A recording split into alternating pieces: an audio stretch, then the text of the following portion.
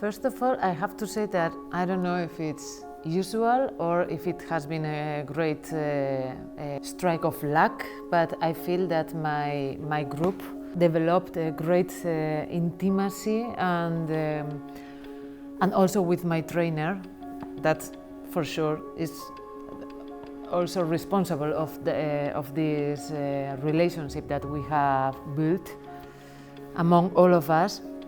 I think that you have to feel safe, feel yourself in a safe space in terms of opening yourself, being able to show your weaknesses and to admit others' propositions also.